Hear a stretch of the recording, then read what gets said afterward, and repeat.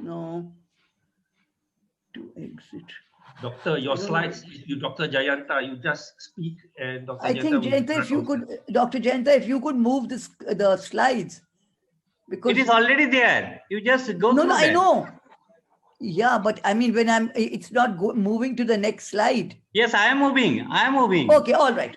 Okay, all right. Now, rural proofing of for health is a concept which I have borrowed from the National Health Service of the United Kingdom. Now, here what they've done is, and they began doing this around 2014, 2015, where they said that in order to ensure that health policies, programs, models of service delivery are actually manifesting as rurally sensitive, feasible to implement, and whether they are actually addressing the health gap between rural and non-rural settings. This is something that they started doing. And then modus operandi was that the departments which are and the sectors which are very closely interrelated to health, those departments and sectors which have backward and forward linkages with health, like rural development, environment, and food, these ministers from these departments would champion rural policy across all relevant departments of government. This was a requirement at the government department level. It also became a requirement of their regulatory impact appraisal for each department, how much they succeed in routinely incorporating rural needs and the rural perspective into their policies and interdepartmental plans. Because funding for this project, rural proofing of health, came jointly from departments outside the health department. Therefore, this built in joint patrolling and joint liability for compliance, success, and failure. Now, this joint liability, oh dear, now what happened? Yeah, this joint liability between these departments is what actually secured for them the rural proofing for health.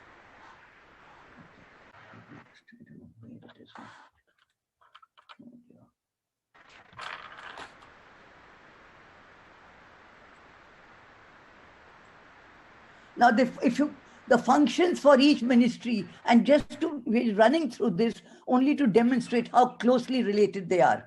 Rural development is doing basic housing, providing social assistance for elderly, widows, disabled persons, providing urban amenities in rural areas to improve the quality of their life, as well as development and training of rural functionaries. Environment and forests is looking after sustainable development and the enhancement of human well-being through prevention and abatement of pollution, conservation of natural resources, biodiversity, lakes, rivers, forests, wildlife, and ensuring the welfare of animals. Department of Food essentially should be looking at rural residents as consumers of their publicly marketed food. And they need to implement, and in many countries they are already doing it, a transparent farm to fork food surveillance system where they need to monitor from the feed production stage onward, the primary production, food processing, storage, transport, and retail sale. Now, all food businesses need to comply with minimum food safety and marketing standards. In order to protect the health of rural consumers, they need to be informed in time about factual and balanced information on food safety issues, while governments all the time, through training, inspection, and enforcement, needs to keep verifying if the controls are in place sufficient to maintain the safe food supply. Now, with this concept of rural proofing for health, we go to the next slide. With this concept for rural proofing of health, we see that a one-size-fits-all approach can no longer guide health service delivery.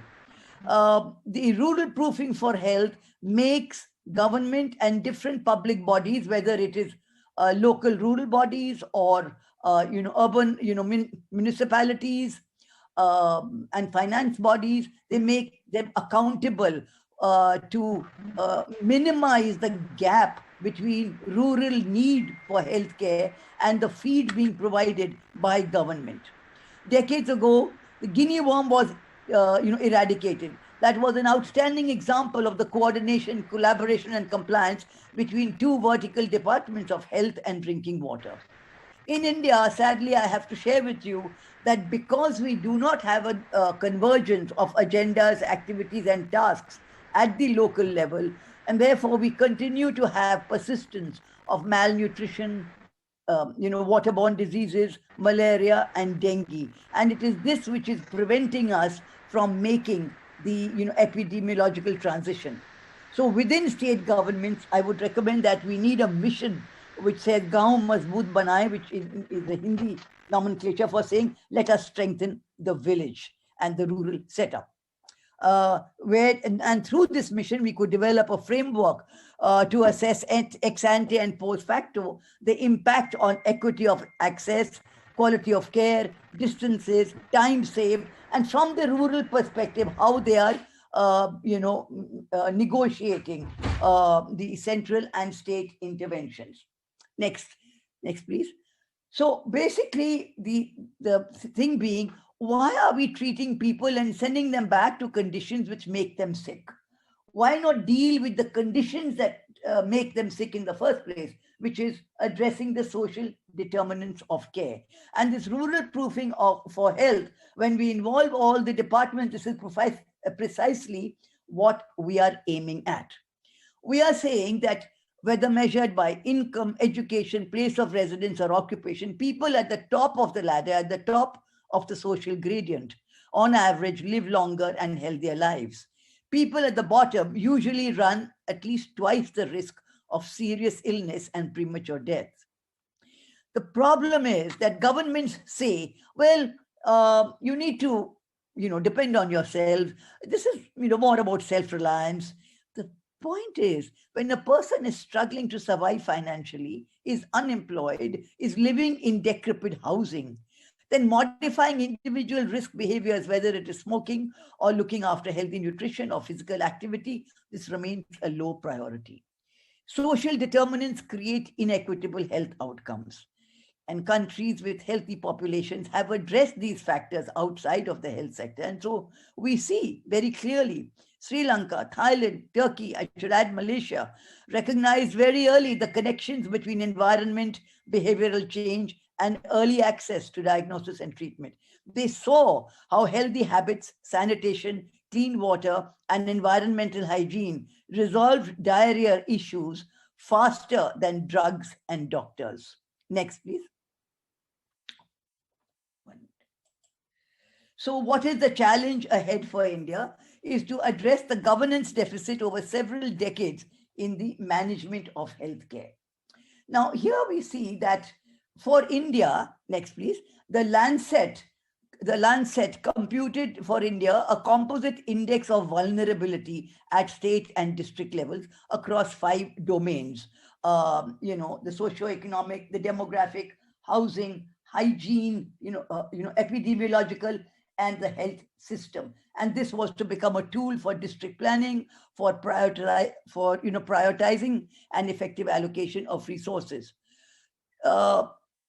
Less than a month ago, India's economic survey released on the 30th of January 2021 has also constructed a bare necessities index, which we call BMI, again along 5 dimensions: water, sanitation, housing, microenvironment, and other facilities. And this has become a composite measure of access for rural households. In India, simultaneously, many government initiatives like the Swachh Bharat Mission, the Jal Jeevan Mission, Pradhan Mantri Awas Yojana, Saubhagya and Ujjwala Yojana, all these have been improving access to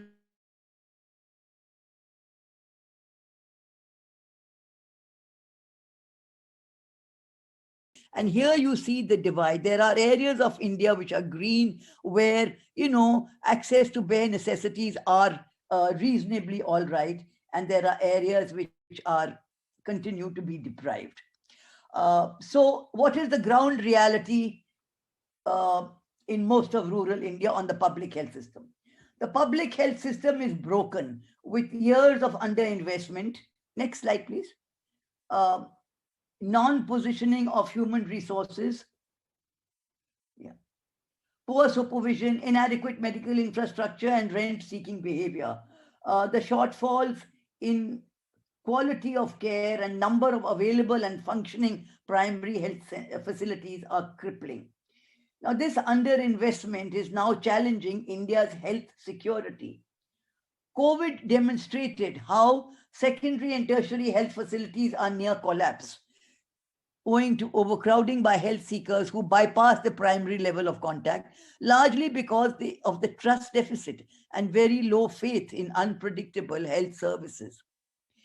In most other countries, public healthcare accounts for 50% of the total health expenditure. India's government expenditure continues to hover around 1.5%, among the lowest in the world. On primary care, public investment does not exceed $18 per capita. India government data admits that the overstretched public healthcare system is compelling millions to turn to unregulated private healthcare.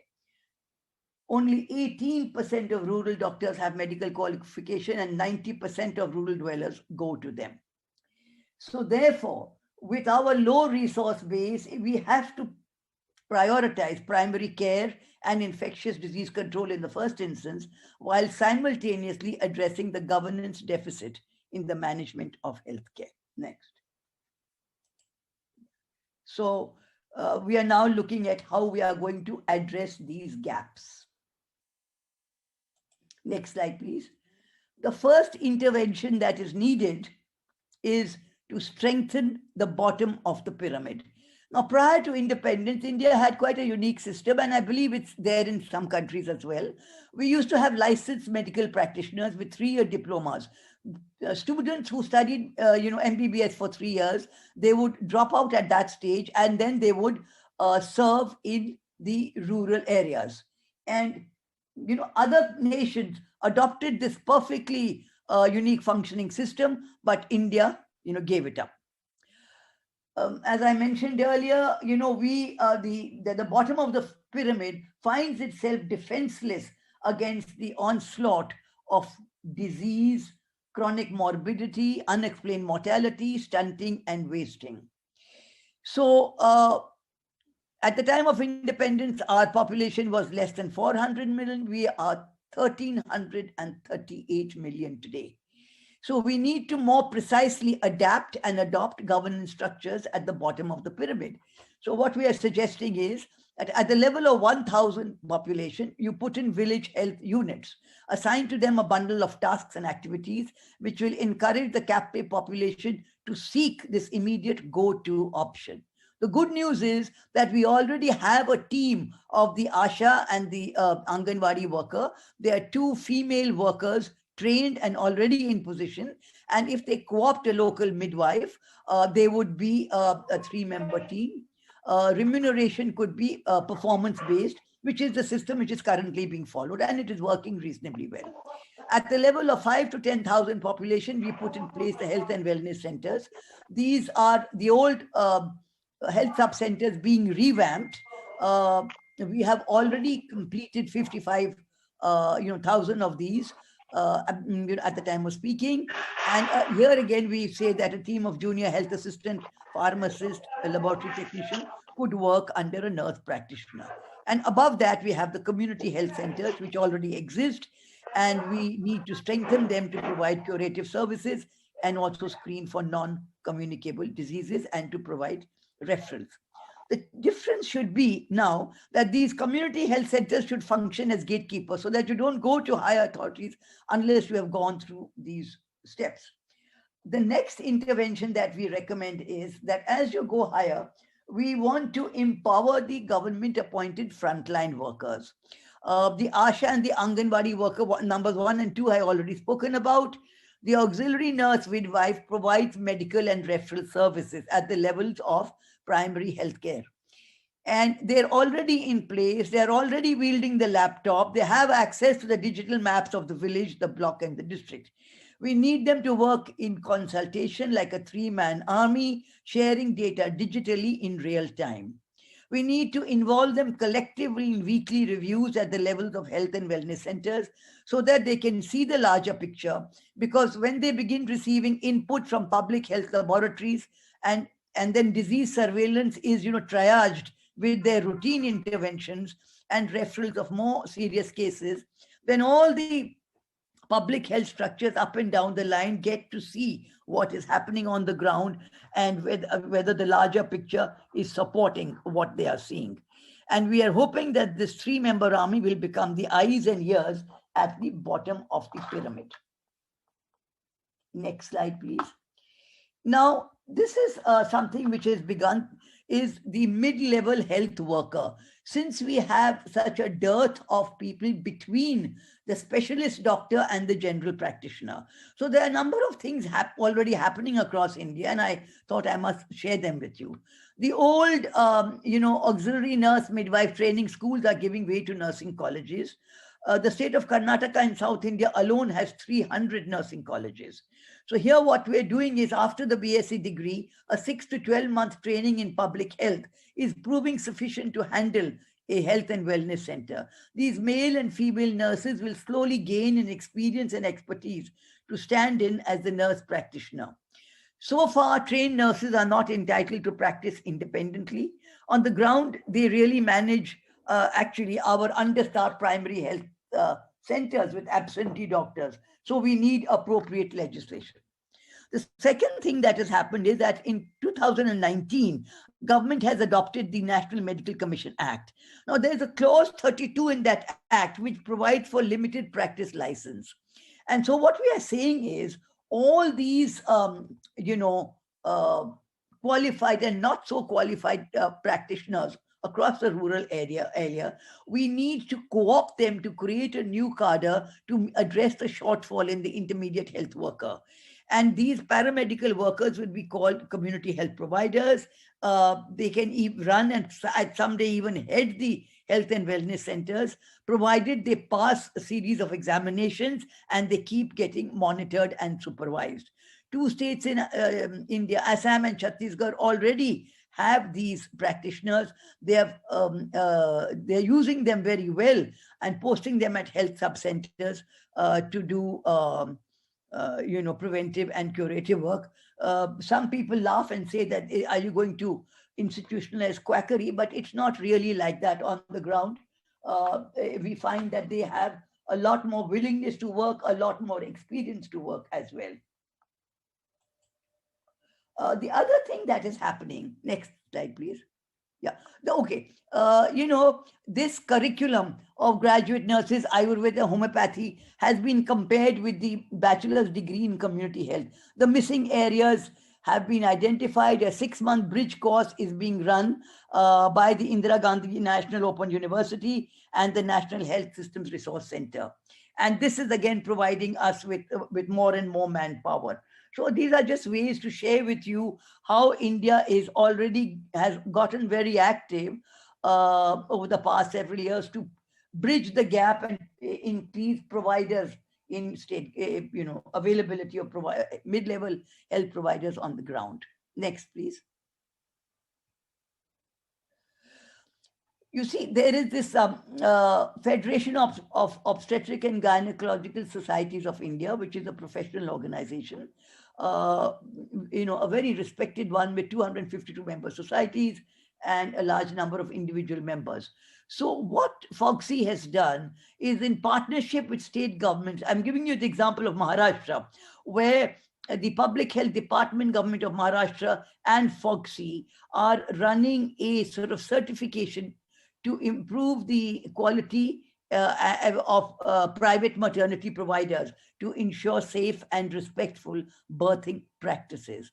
So they are implementing 16 clinical and 10 facility standards across every private maternity care hospital, nursing home and clinic to strengthen competencies and knowledge for life-saving critical care. We are finding that within the same geographies, there will be, global standard private hospitals functioning, and then there will be private facilities where the standards are very, very indifferent. So there is need for continuing medical education, that is CME, to influence positive behavior. And so state governments are finding it, this is one very quick and useful way to proceed. Similarly, at the central government level, the same organization where the Union Health Minister in August 2019 said that if we can collaborate with them and then we address issues like ending maternity and under 5 mortality and anemia, as well as high fertility, as well as family planning in high fertility districts. Next, please. Yeah, no, now the next one. Yeah, we finished this. The next one, please. Now, the national health policy, just to give you what's happening in terms of traditional medicine of India, the national health policy recommended the setting up of these, health and wellness centers. Now, what has happened is that they have included that out of 150,000 health and wellness centers, 12,500 will be run by the traditional Indian medicine system. And at that time, Mr. Arun Jaitley, then finance minister, sought support from private sector through NGOs, CSR and philanthropic institutions to do so. So one philanthropic foundation of Dr. Lal Pathlabs has come forward and signed an MOU with the state government of Uttarakhand, as well as with the central government. And this is a hill state in the Himalayas, and they are actually running 3 Ayush health and wellness centers.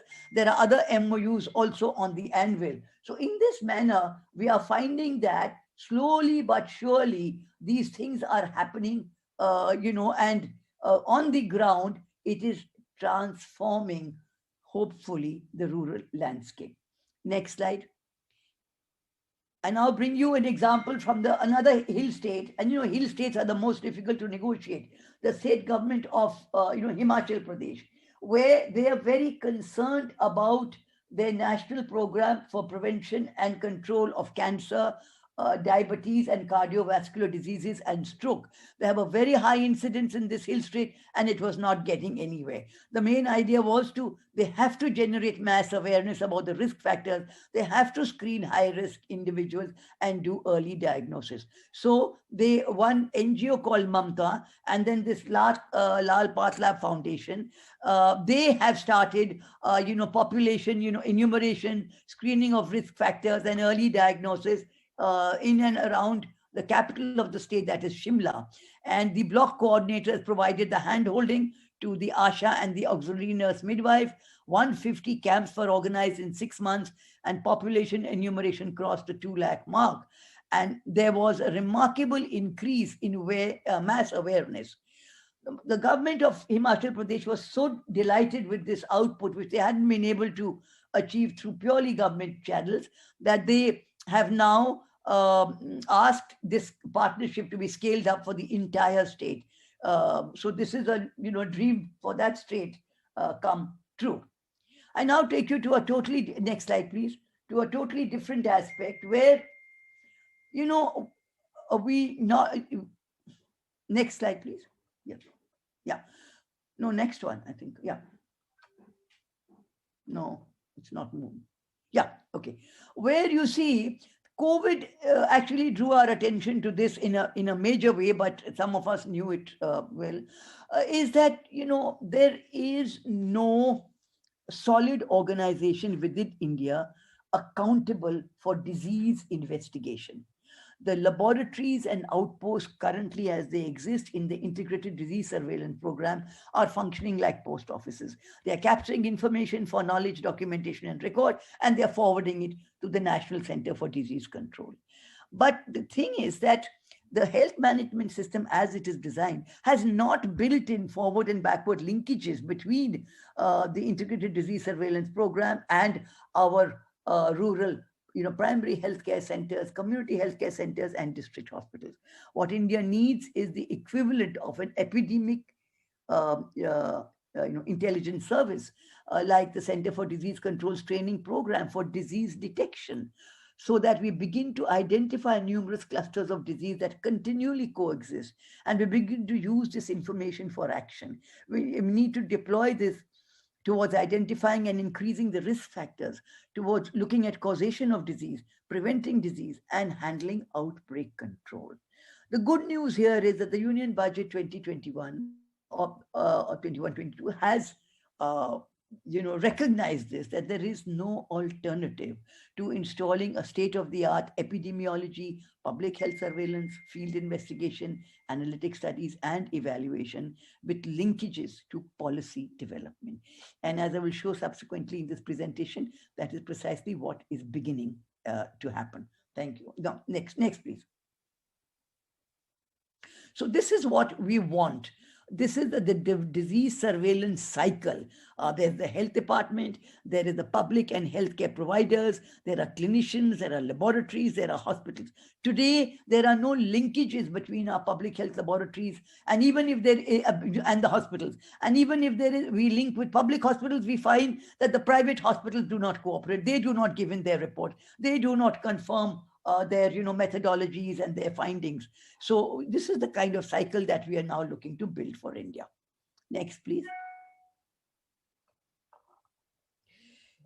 Okay, now I take you to the good news for rural health that we have in this budget 2021. Now, next, please. Now, sadly, central government expenditure on healthcare remains at 1.2% of its, as shown, demonstrated by our national health accounts. But our economic survey 2021 has shown that between 2014 and 2020, government expenditure stayed between 1.2% and 1.6%, more or less. The Union Ministry of Health and Family Welfare, we have two departments. One is the Department of Health and Family Welfare, and the other is the Department of Health Research. And the union budget each year is calculated as a sum total of money allotted to both. So in the previous year, 2019-2020, our union budget was $9.0 billion. In 2021, there's been a marginal increase and it's come up to $10.19 billion. The good news for rural healthcare, and this is something which has not happened ever before, the union budget has noted the intersectoral linkages between sectors and has combined many heads in some way related to healthcare, even though not managed by the health ministry. Next, please.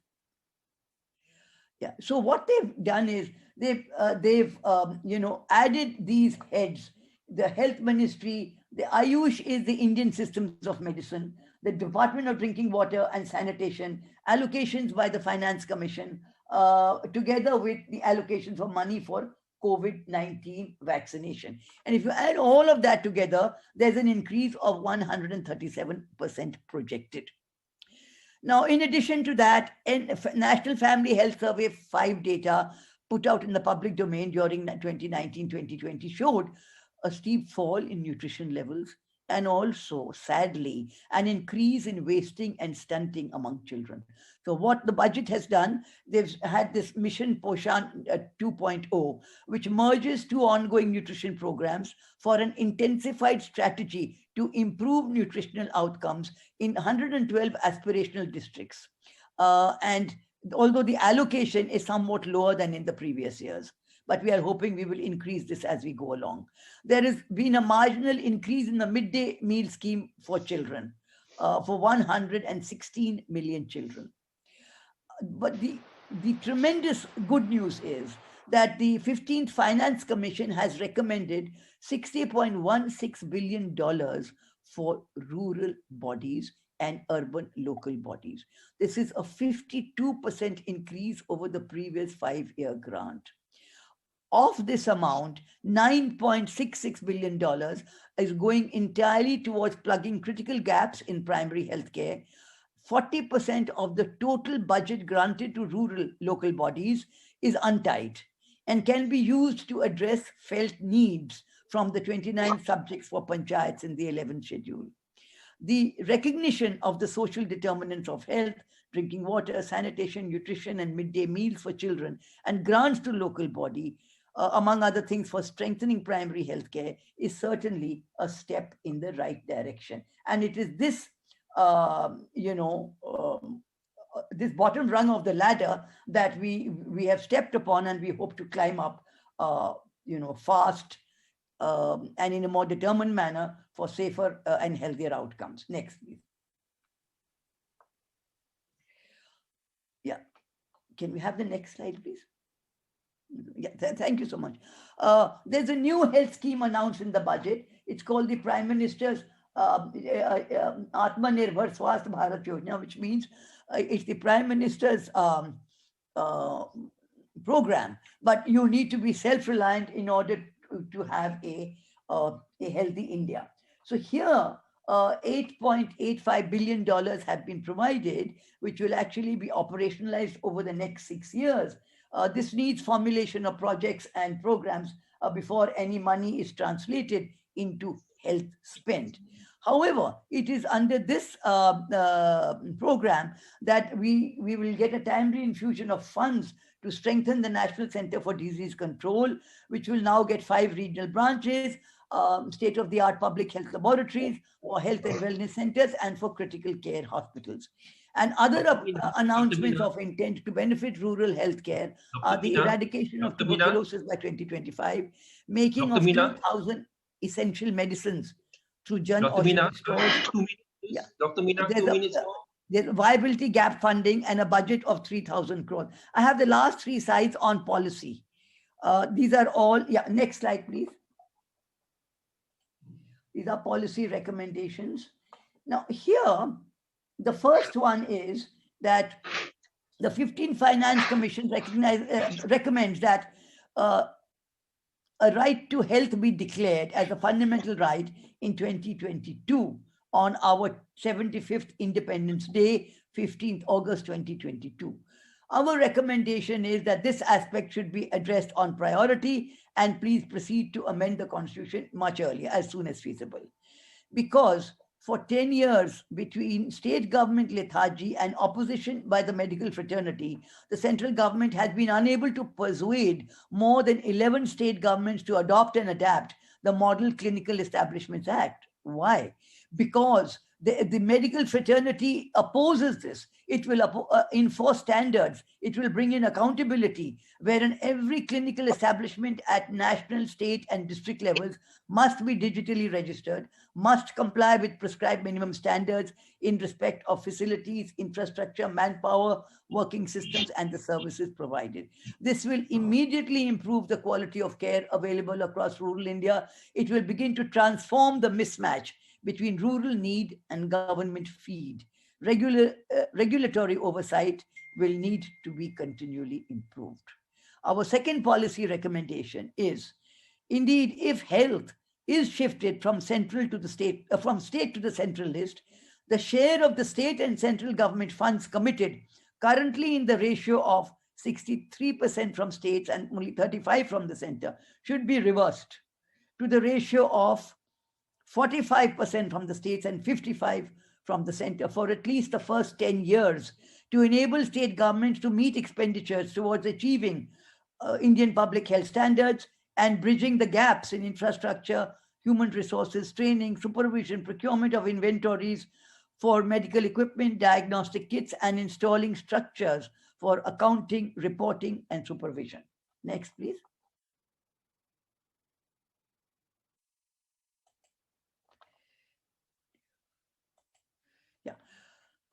We are saying restructure the institutional framework for public health, bring in a Director General for Public Health recruited from the open market, supported by a fully staffed Directorate for Public Health. In due course, it will become the Department of Public Health.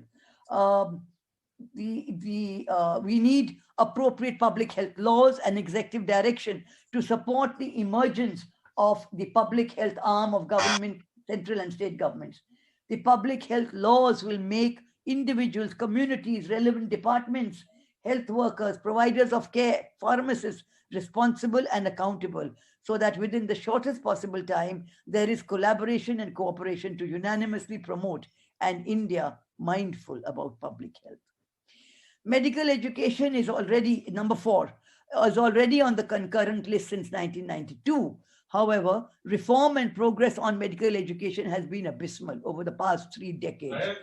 The high-level Group 15 Finance Commission report has set an ambitious target of increasing postgraduate medical seats, only 45,000 today, by the way, and making these equivalent to the MBBS undergraduate seats, which are today 70,000 plus by 2025.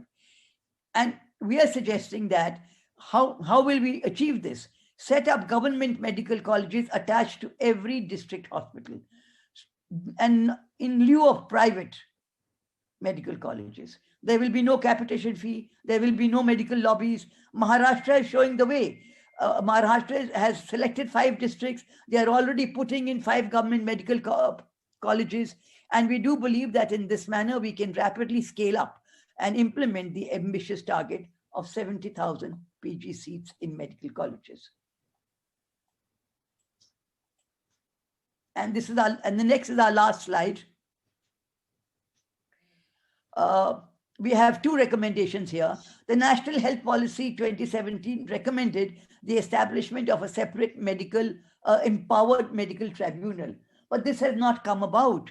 So what we are saying is set up a central and state regulatory commissions for regulating medical negligence and malpractice, very much along the lines of the state and central regulatory commissions for electricity. We already have these commissions in place. They are running well. There were teething problems and they were sorted out. And so we can begin the same with the medical. The last recommendation, and this is a happy one, is that we are saying, do not lose this opportunity. Build upon the momentum gained from COVID-19 and introduce a blitzkrieg of public health measures across rural India. COVID is transforming consumer behavior. COVID has pushed 1,338 million on the Indian subcontinent into a regimen of hand wash, sanitize, and mask. We couldn't achieve this in 70 years. Rural India is seeing a spectacular increase in overall awareness of health and well-being. Rural residents want to begin focusing on nutrition to build immunity, as also on healthy habits and fitness. So what we are saying is, educate and direct consumer behavior and attention towards health promotion, towards discontinuing smoking, adhering to medication and drug abstinence. This alone will prevent and even treat some diseases. Even a no smoking sign these days is seen to prompt target behavior. Now, we believe that in this climate, incentive-based treatment in healthcare will now work even better. Example, to increase rates of pediatric immunization, and there are large pockets in India which have been left out, although we are doing very well overall. Verify patient compliance with immunization protocol and deliver incentives contingent upon compliance. Public health measures, what are they after all? Non-medical interventions to reduce the spread of disease. So disseminate public education, conduct case and contact management, limit public gatherings, screen travelers, and regulate the openings of schools. Now these ideas and these, when government goes and starts doing these things, they will be more widely accepted in the, across rural India. Education and training, behavior change communication, and public health messaging is what we need at every level. Every state government can put out a massive online open course, MOOC, in the vernacular language, tailored to the health profile of the district. Example, districts with incidence of Japanese encephalitis are distinct from districts with incidence of filaria. Residents in both districts need constant reinforcement with accurate information for action in the context of their specific ground reality. A Directorate of Public Health, if installed across states and central governments, will do it all. Thank you.